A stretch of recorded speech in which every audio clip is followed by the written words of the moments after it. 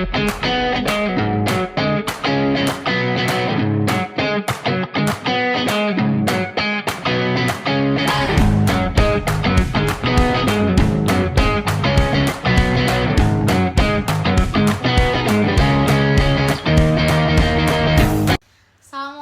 warahmatullahi wabarakatuh. Perkenalkan, saya Nur Asia.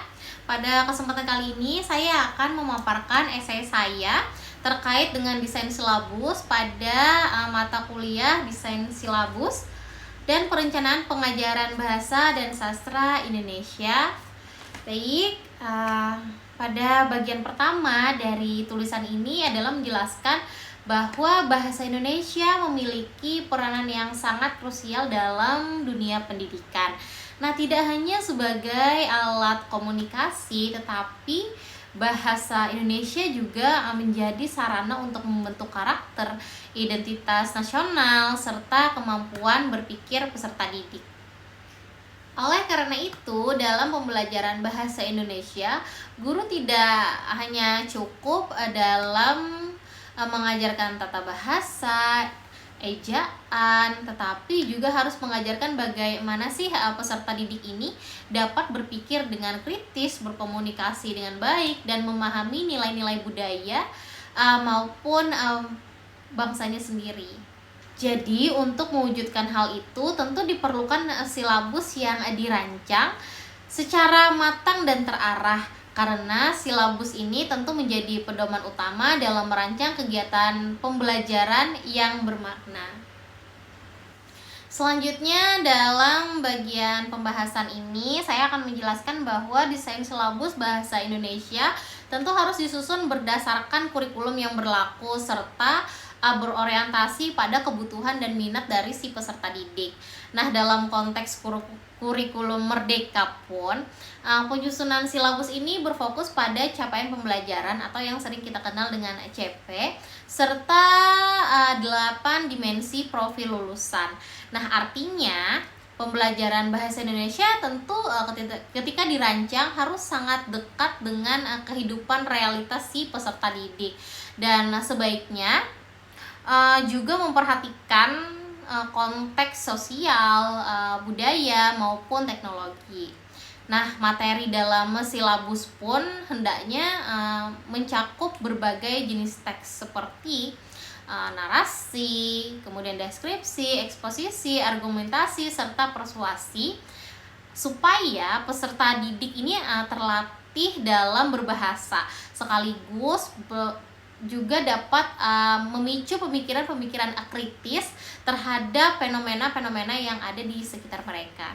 Baik, dalam hal ini saya juga menekankan bahwa silabus bahasa Indonesia sebaiknya menggunakan pendekatan ilmiah dengan tahapan 5M. Yang pertama, mengamati, kemudian menanya, mencoba, menalar, serta mengomunikasikan.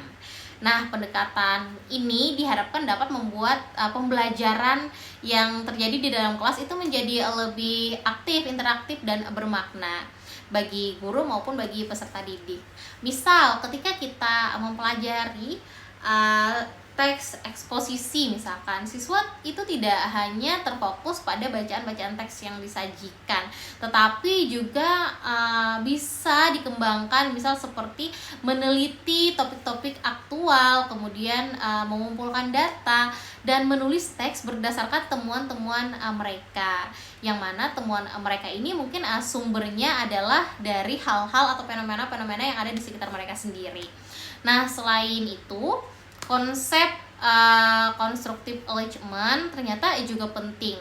Apa sih ini konsep ini? Konsep ini adalah keselarasan antara tujuan pembelajaran, kegiatan, dan penilaian. Jadi yang ingin dicapai dalam silabus tentu harus benar-benar tercermin dalam kegiatan dan cara kita dalam mengevaluasi peserta didik. Selanjutnya, dalam mendesain silabus kita juga memerlukan pengintegrasian dengan nilai-nilai karakter dan kebinekaan. Nah, bahasa Indonesia sendiri adalah bahasa pemersatu bangsa, sehingga pembelajarannya tentu perlu menanamkan nilai-nilai seperti empati, toleransi, maupun cinta terhadap tanah air.